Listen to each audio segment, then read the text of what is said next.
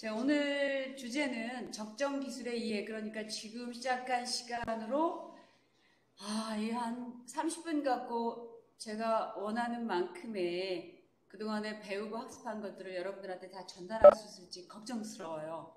그래서 제목은 적정 기술의 이해인데 이걸 제가 실제로 경험했던 일들과 그리고 여러분이 이 사회에서 겪는 다양한 문제들을 어떤 방법으로 좀 해결했으면 좋을까, 이런 부분을 좀 나누고 싶고요. 그리고 실시간에서 채팅창에서 주시는 내용들은 기회가 나면 이 시간 이후에라도 충분히 공유하고 저도 또한 적절하게 또 열심히 답변을 드리도록 하겠습니다. 먼저 목차를 세 갈래로 나눴어요.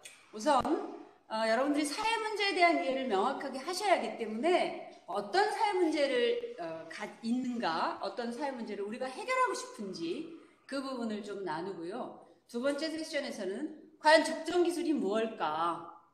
도대체 적정 기술이 무엇인데 모든 사람들이 여기에 포커스 온돼서 이렇게 대화를 하고 있을까? 이 부분. 그리고 세 번째 세션에서는 적정 기술의 사례와 그리고 혹시 여러분이 만약에 이런 것들을 함께 실현해 볼 수 있다면 어떻게 하면 좋을지 이 부분까지 같이 나눠보도록 하겠습니다. 제 사진이네요. 그죠? 좋습니다. 방금 우리 부단장님께서 소개해 주신 대로 저는 주식회사 로봇 비즈니스 인큐베이터의 글로벌 사업 전반을 맡고 있는 이미경 상무고요. 여러 가지 활동을 그간 했어요. 그래서 제가 활동한 것들은 랍하게 정리해 놨습니다. 혹시 여러분 보시는 중에 혹시 이런 이력 경력이 조금 특이하다 한 것이 저는 잘 아시는 한국국제협력단 코이카에서 파견된 해외 봉사단원으로 스리랑카에서 활동을 했어요. 스리랑카에서는 특히 중소기업 관리 분야로 활동했는데 혹시 들어보셨을까요? 소액금융, 마이크로 크레딧 이런 분야에서 여성들의 창업을 돕고 그 나라 여성들이 그 사회에서, 지역사회에서 어떤 문제를 해결하면 가장 좋은지 이런 도우미 역할을 했고요. 지금 현재는 해외의 청년들과 또 학생들을 교육하는 일도 게을리하지 않고 있습니다. 자, 그러면 제 소개는 조금 장황했지만 지나가도록 하겠습니다. 자, 그러면 무슨 그림 같습니까? 와, 멋져요. 저는 이 그림을 보면서 잠깐 이게 어떤 그림일까 상상을 좀 해봤는데 혹시 잘 아시는 분 있으세요? 네. 자, 살펴보겠습니다. 이 그림은 100년간 항공기술혁신 미래 100년은 어디로 갈 것인가? 라는 주제로 연구하기 위해서 만든 자료인데 불과 2019년 9월 11일이에요. 이런 뉴스 보도가 지금 뜬 게. 그러면 다시 되돌려보면 1년 조금 지난 정도에 어떻게 해요? 항공기술이 100년, 미래에는 어떤 기술이 필요할까라는 연구를 하겠다고 했고 이런 발표를 했어요. 제가 이 말씀을 드리는 건 좋습니다. 항공우주산업의 재료 분야가 세라믹 복합 소재로 바뀌어야 된다. 그래서 추진한다고 했는데 여러분, 우리 지금 어떤 상황을 맞고 있죠? 저도 1년이면 수십 차례 해외 출장을 다녔는데 갈 수가 없어요. 왜죠? 코비드-19 때문에. 그럼에도 불구하고 우리 기술은 계속해서 진보를 해야 되고 모든 사람들이 원하는 이런 개발이나 또 기술이 더욱더 해당 분야에 직접 돼야 되는데 그럼에도 불구하고 세계는 우리 마음대로 우리가 원하는 만큼 달려갈 수가 없어요. 우리가 지금 막 준비를 하고 마라톤을 하기 위해서 지금 준비를 딱 했는데 이런 상황이 생겼어요. 비단 이런 문제만 사회 문제일까요? 이런 문제만 우리가 맞닥뜨린 문제일까요? 자, 문제가 어떤 것이든지 제가 말씀드린 대로 우리나라 혹은 세계가 앓고 있는 사회 문제라는 게 무엇인가를 살펴보도록 하겠습니다. 자, 코비드-19는 경제와 사회는 물론 전 분야에 어떤 변화를 초래할까요? 혹시 이것이 지나가면 우리 시대는 어떻게 달라질까요? 자, 여기 대한상공회의소의 이상원 부전문위원께서 대공황급 충격에 버금간다 했습니다. 자, 국제경제, 금융, 사회 등 모든 정세는 어떻게 해요? reshaping, 모양을 다시 바꾼다라는 의미예요. 그 얘기는 여러분 지금 가족과의 면대면도 어렵고 물론 한 집에 살고 있는 분들은 문제가 없지만 멀리 떨어진 자주 만났던 그런 가족과의 만남도 어렵고 세상에 평상시에 코비드-19 오기 이전에 그런 활동이 굉장히 많은 제약이 따르게 됐어요. 그러면 이런 문제만 있다고 해서 우리가 문제만 보고 있느냐? 또 그 또한 아닙니다. 그래서 그 문제를 총괄적으로 한번 좀 묶어놔봤더니 우리 지금 현실은 지금 우리는 개인과 사회와 국가와 그리고 전 인류 그리고 세계가 다양한 위기를 함께 극복하고 공존하기 위한 노력이 절실하게 요구되는 때라고 생각돼요. 그렇죠? 여러분 생각은 좀 어때요? 네, 굉장히 많이 공유해 주셨어요. 공감해 주셨고 그래서 그렇다면 사회적 문제가 어떤 것들이 있을까? 도대체 우리가 염려하고 있는 이 사회 문제란 어떤 것이 있을까? 여러분 이 사진을 보고 정말 어떤 생각이 들까요? 저는 물론 이런 그 강의 자료를 쓰기 위해서 여러 포탈을 돌아다니면서 좋은 사진을 구해왔지만 제가 이렇게 절실한 문제다, 이 문제가 우리한테 얼마나 심각한지를 알려드리기 위해서 가져온 자료예요. 자, 그렇다면 여기 한번 얹어보겠습니다. 우리의 문제는, 우리나라의 문제는 혹은 세계의 문제는 가난의 문제도 있고요. 기아 아시죠? 굶주린 사람들, 굶주린 또 빈곤의 문제 또 있어요. 질병의 문제. 지금 맞닥뜨리고 있잖아요. 우리가 앓고 있는 이 질병의 문제, 전쟁의 문제 있습니다. 최근 아주 지금 에티오피아에서 지금 내란 때문에 또 많은 인명이 살상됐다는 그런 뉴스도 들었는데요. 끊이지 않고 있어요. 또 질병과 보건의 문제 같이 따라다니죠. 교육의 문제도 있습니다. 더 나아가서 어떤 문제? 원조는 뭐예요? 뭔가 그 선진국의 대열에 쓴 나라들이 또 개발도상국이나 저개발국가를 돕는데 형편이 다 어려워지는지 원조의 양도 굉장히 많이 줄어들었어요. 줄어들고 그 원조의 방향도 달라졌어요. 그런 문제뿐만 아닙니다. 자, 제가 그러면 문제만 있냐? 아니죠. 해결해야 합니다. 이걸 한번 같이 좀 읽어봤으면 좋겠어요. 빅토르 위고가 쓴 장발장의 일생 레미제라블에 나오는 좋은 그 장발장 그 레미제라블에 나오는 말인데 한번 좀 큰 소리로 읽었으면 좋겠어요. 여러분 속해 있는 곳에서 소리내서 한번 읽겠습니다. 여기 화면 때문에 잘 안 보이는 부분은 추측하시면 되겠어요.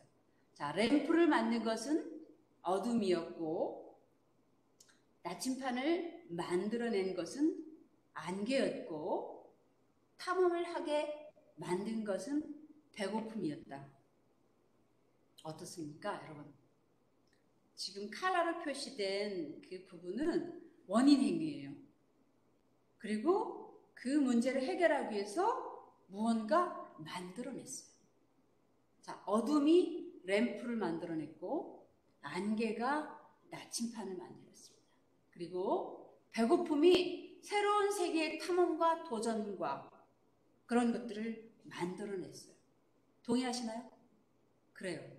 우리가 문제가 있다고 해결하지 않을 수 없고 해결 못하는 거 아닙니다.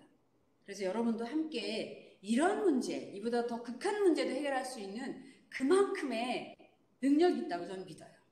자, 그러면 몇 가지 사례를 좀 살펴보겠습니다. 해양환경보호단체 팔리가 있어요. 팔리. 그 팔리와 아디다스가 해결한 사례를 잠깐만 보겠습니다. 바다에서 발생되는 플라스틱 오염 폐기물이 엄청나요. 사진 한 장 볼까요? 자, 여러분이 지금 보시는 이 화면에 이런 플라스틱 용기들 보이시나요, 혹시? 네. 이런 플라스틱 용기들이 어느 날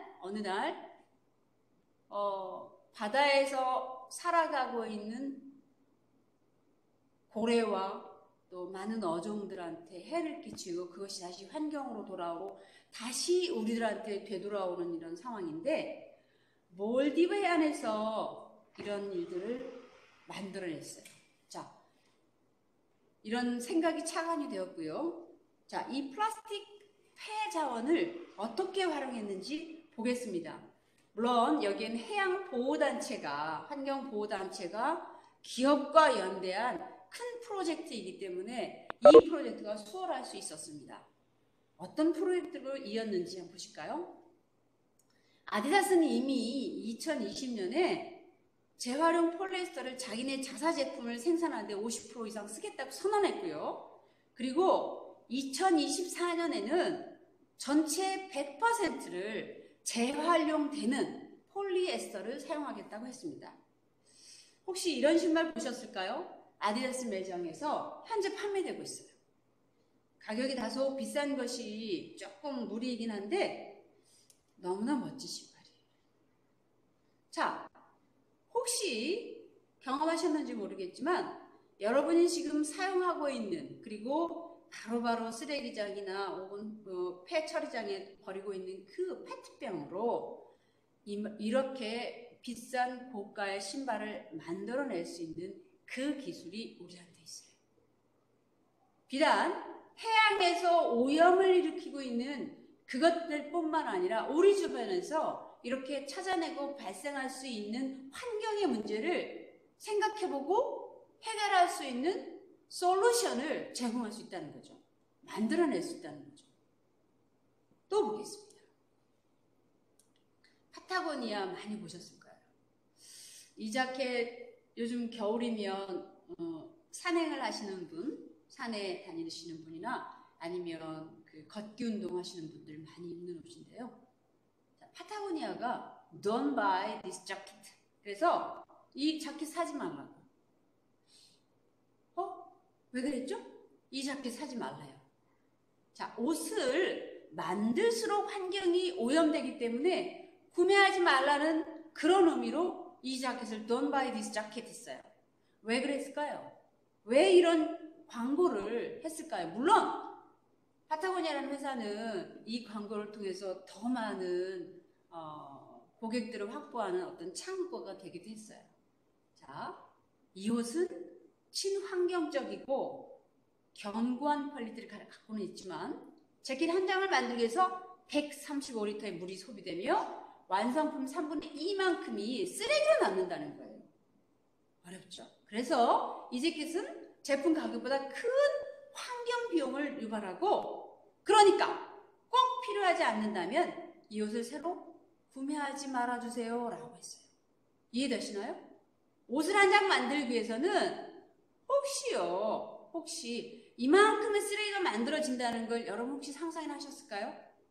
물론 이걸 봉제하는 과정에서 원단에서 이런 쉐입을 만들고 다 우려낸 다음에 거기에서 나오는 쓰레기도 있고요. 그리고 여러분 옷 입은 것 중에 만약에 이것이 재활용되지 않으면 다시 쓰레기로 변합니다. 자, 이 셔츠는, 이 자켓은 신칠라스네 티라고 불립니다. 85년부터요. 지금까지 30년 이상 모든 사람들의 사랑받는 제품이에요. 그리고 이 원단의 80% 이상이 재활용 폴리에스테르로 만들어졌어요. 그리고 제품 생산 과정에서 환경에 끼치는 피해를 최소화하는 그 아이템으로 파타고니아의 친환경 철학이 담긴 대표적인 아이템입니다. 혹시 여러분 다니시다가 혹시 이런 옷을 자켓을 보셨다면 이 기업이 주창하고 있는 파타고니아가 우리들한테 알리고자 하는 메시지가 무엇인지 혹시 기억해 주셨으면 좋겠습니다.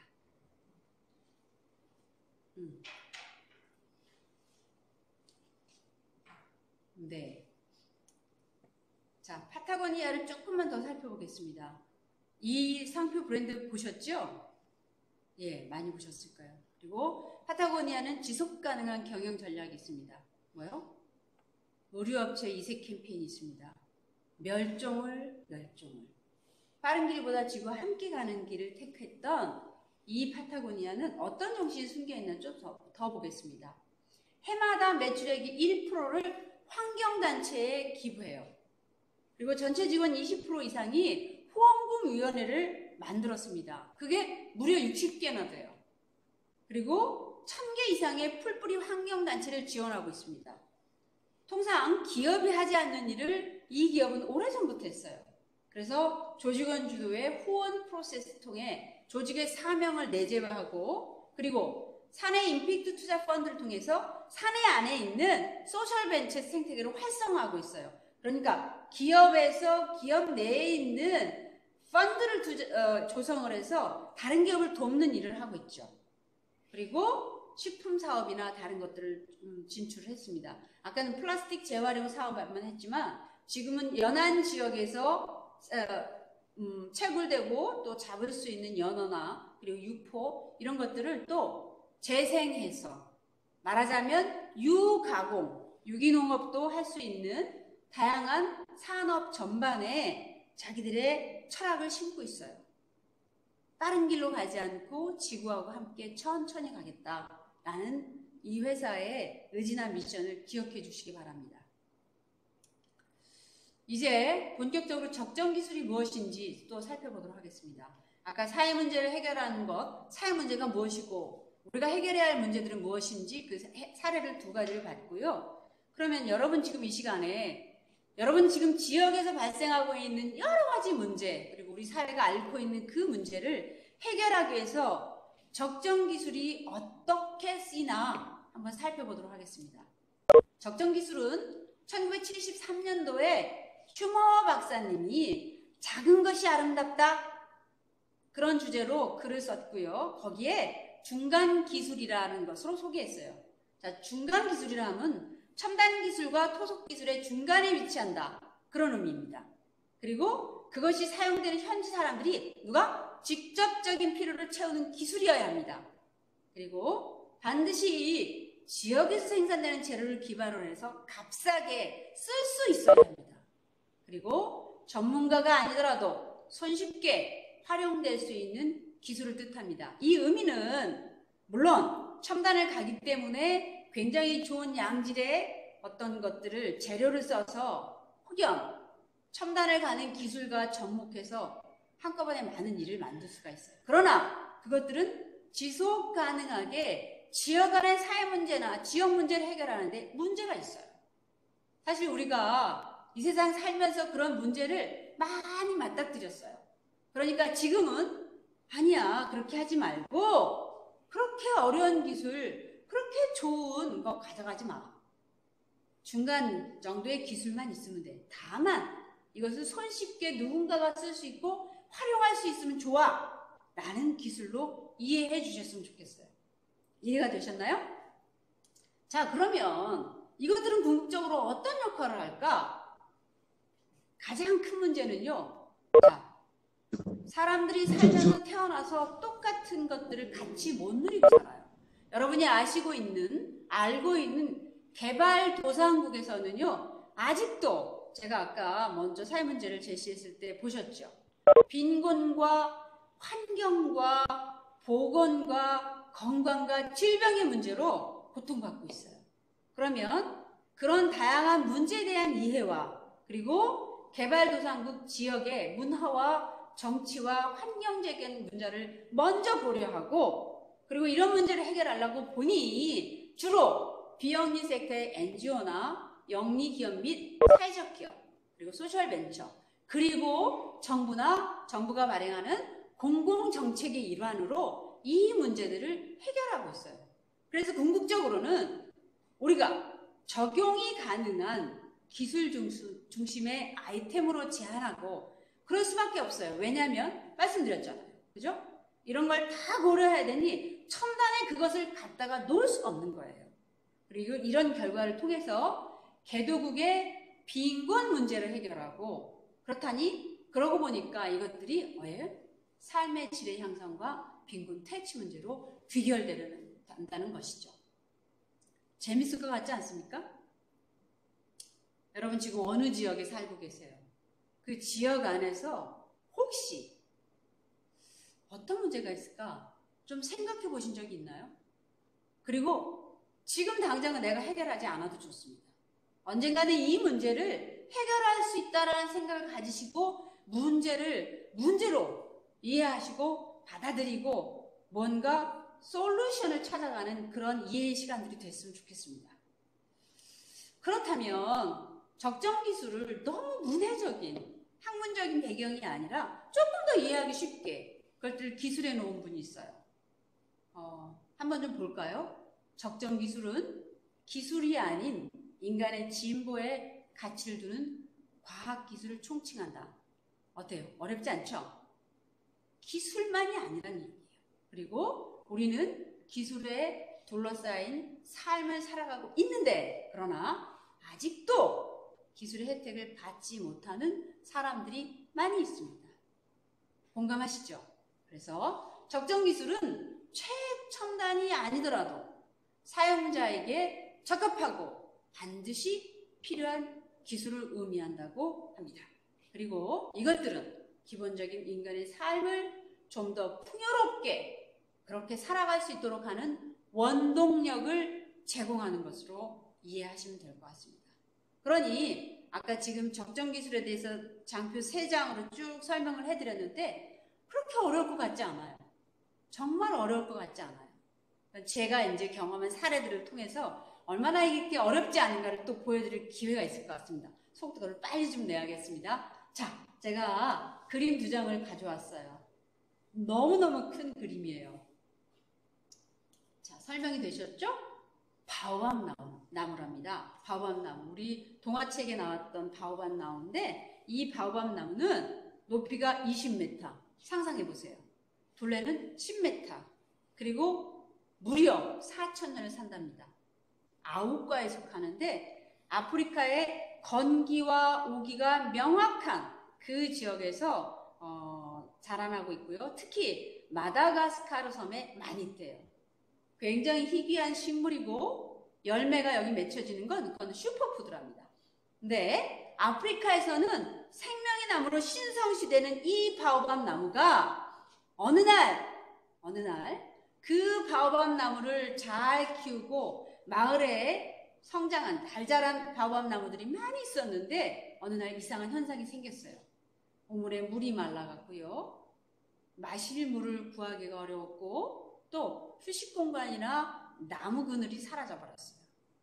그리고 비가 오지 않습니다. 그래서 농사를 지을 수가 없고 푸른 들판은 건조한 모래사막으로 변해버렸어요. 그러니 마을 사람들은 하나둘씩 마을을 떠나게 됐고 정말 이제 마을에 남아있는 사람들은 마을의 미래를 걱정하게 됐습니다. 왜 그랬을까요? 혹시 왜 그랬을까요? 자, 이 지역에서 수천 년간 지역의 주민들과 함께 살던 바오밥 나무가 어떤 일이 있었는데 이 마을에는 이런 현상이 생겼을까요? 네, 사건이 생겼습니다. 사건을 잠깐만 말씀드릴게요. 어느 청년이 마을에 살면서 마을이 점점 더 먹고 사는 것이 어려워졌어요. 그렇게 잘 잡히던 동물도 어렵고 바다에 나가면 낚시질도 쉬웠는데 어망을 던지면 고기가 안 잡히고 점점점 왜? 이미 그 청년이 마을에서 이미 환경적인 문제들이 우리뿐만 아니라 지역에 있는 환경의 문제가 발발하면서 이 지역까지도 같은 문제로 고민하게 됐어요. 그래서 이 청년은 결단합니다. 우리 마을에 있는 바오밥 나무를 뭔가 저것을 없애서 나무는 땔감으로 쓰고 열매는 먹고 기타 우리의 필요한 것들을 저기서 충족해야겠어 라고 시작해서 바오밥 나무를 한 그루 한 그루 베기 시작합니다. 그래서 마을에는 신성시 여겼던 바오밥 나무가 없어지게 되죠. 그 사건 이후로 마을은 이렇게 변해버렸습니다. 우물에 물이 말라갔고 그리고 마을의 사람들은 떠나갔고 마을에 남아있는 사람들은 마을의 장래를 걱정했습니다. 자, 이게 무슨 의미일까요? 앞단에 사회적인 문제와 그 다음에 적정 기술과 이것들을 설명하면서 여러분은 벌써 제가 하고 싶은 얘기를 다 이해하셨을 거예요. 그렇죠? 조금 더 사례를 더 살펴볼까요? 예. 그러면 제가 활동했던 곳이 캄보디아의 깜퐁참이라는 지역에 뚠놈이라는 마을이 있어요.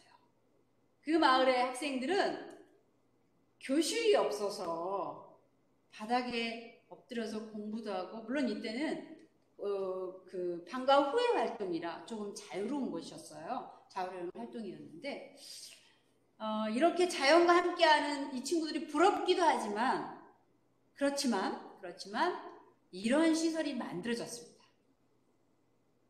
제가 이 지역의 문제를 해결하기 위해서 이 지역에 조그만 교실을 8개를 가진 센터를 지었어요. 자, 그곳에서 뭐를 하냐면 무상으로 영어를 가르치고 있습니다. 괜찮잖아요? 저는 이 학생들의 가장 필요한 교육열을 좀 불태우고 그 지역에서 영어를 공부하면 나중에 취업할 수 있고 좋은 학교를 갈 수 있는 그런 장점이 있음에도 불구하고 공교육이 많이 없어져서 그렇다고 학교 시설도 부족한 이곳에서 저는 이 문제를 이런 방식으로 해결했어요. 여기에는 첨단 기술은 들어가지 않았습니다. 보편적인 기술과 마을 사람들이 협력을 했고요. 여러분 교실을 보시면 아시지만 지금 막히지 않았어요. 벽이 트여 있어요. 그 역시 마을 사람들이 편하게 교실을 막아두는 것은 우리의 방식이에요. 왜냐하면 우리는 추운 겨울이 있지만 거기는 사시사철 건기가 오기만 있고 이런 가운데도 교실의 학습이 충분히 가능하기 때문에 제가 이 교실을 디자인할 때도 지역에 적합한 교실로 디자인했어요. 자, 그리고 지금 우리 센터의 학생들은 약 150명에서 200명 정도 수업을 합니다. 공부를 하고 있어요. 왜 이렇게 학생 수가 달라지냐면 농사를 해야 될 때, 그런 때는 엄마 아빠를 도와서 농번기에 가서 소도 베어야 되고 농사를 도와야 돼요. 그래서 학생 수가 조금 줄어들었다가 농사를 안 짓는 그런 우기에는 학생 수가 늘어나요. 재밌는 사례죠? 또 사례를 하나 더 나눠보겠습니다. 마을에는 이렇게 초가집도 아닌 바나나 나무로 지은 집이 있고 그 집에 사는 사람들은 이 연못물을 이렇게 먹었어요. 그래서 이 문제를 저희가 알고 있고 이 문제를 해결하기 위해서 아주대학교 학생들과 적정기술 나눔단을 구성을 해서 저는 이 학생들과 정수기를 만들어서 보급했어요. 이 부분도 혹시 이해가 되시나요? 시간이 너무 빨리 갑니다. 사례가 너무 많은데. 자, 이 마을은 같은 마을인데요. 학생들과 무엇을 했냐면 이동수단이 없어요. 마을 안에 주민들이 아프면 자전거에 링거를 싣고 가야 돼요. 그래서 그런 문제를 해결하기 위해서 학생들이 리어카를 제조를 했고 저희가 불이 없었어요. 마을에. 불이 없어서 솔라 랜턴 햇볕에 3시간에서 4시간 정도 쏘였다가 저녁이면 왼쪽 그림에서처럼 이렇게 불을 발하는 솔라 랜턴을 저희가 보급을 했고요. 자, 재밌죠? 이 학생들이 저기에 이제 저희가 이제 환자나 아니면 운송수단으로 쓰기 위해서 이런 활동을 했었습니다. 자, 우리나라는요, 2010년부터 2019년 우리나라 특허청에서 지식재산을 활용한 22가지의 적정 기술을 13개 개도국에 펼쳤습니다. 이 내용들은 나중에 자료를 참고해서 좀 보셨으면 좋겠어요. 굉장히 많은 일을 했죠. 다 적정 기술과 연계된 활동입니다. 자, 그러면 몇 가지 사례만 더 보겠습니다. 과테말라에서는 한국의 전통 아궁이 기술을 활용을 해서 조리용 스토브를 만들었고요. 그리고 아프리카 오염된 물을 먹기 위해서 행복대야라는 걸 만들었습니다. 그리고 한국의 청년이에요. 저는 이 청년을 오랫동안 멘토링 했습니다. 박재환이라는 청년. 이 청년이 올리브 오일과 촛불을 이용해서 전등을 만들었어요. 루미르라는. 그리고 솔라 패널을 이용한 야간에 깜깜한데 지금은 이분은 야간에도 영업이 가능하게 되었어요. 자, 여기에 제가 가지고 있는 또 하나의 사례를 공유하고자 합니다. 자, 보실까요? 이 음성이 지금 나오는 건지 모르겠습니다. 음성이 나오는지. 네, 영상. 자, 음성이 만약에 안 나와도 자, 내용을 바로 보실 수 있을 거예요. 어느 날 인도와 저개발 국가의 어린이들이 세상에 났을 때 따뜻하지 않고, 그 다음에 이 친구들이 인큐베이터에 들어가서 보호돼야 되는데, 인큐베이터에는 너무나 많이 돈이 들어가잖아요. 그래서 이 문제를 인식한, 자, 여러분 보시는 인큐베이터가 있죠? 이건 과학적인 모든 데이터를 잘 모아서 아이가 남은 기간 동안 잘 성장하게 돌봐줄 수 있는 기능을 가지고 있는 기계인데, 실제로 가난한 나라의 어린이들 이런 데서 보호받아요. 그래서 이 문제를 인식한 가난한 나라의 여성 한 분이 어린이 보호장치를 만들고 이동용 가볍고 슬리핑 백과 히터와 파우치 역할을 함께 만들어서 이 문제를 해결했어요. 매년 수천 명, 수만 명에 이르는 아기들을 이렇게 보호장치를 통해서 살려내고 있습니다. 그래서 네, 그리고 이 간단한 보호 장비는 세상을 달게 했어요. 세상을 변화시켰고, 이런 환경의 변화에서 여러분들이 깨달은 그 무엇은 이제 여러분들이 바로 이어질 해커톤에서 풀어내시면 됩니다. 자, 이제 저와 여러분은 충분히 공감이 된 것 같아요. 그리고 우리가 앞으로 할 수 있는 것, 여러분이 생각했던 그 문제를 어떻게 해요? 해커톤 합시다. 자, 고맙습니다. 긴 시간 경청해 주셔서 감사하고요. 이 시간 후에 또 발생하는 여러 가지 문제점이나 궁금한 것들은 저를 통해서, 학교 채널 통해서 연락해 주시기 바랍니다. 고맙습니다.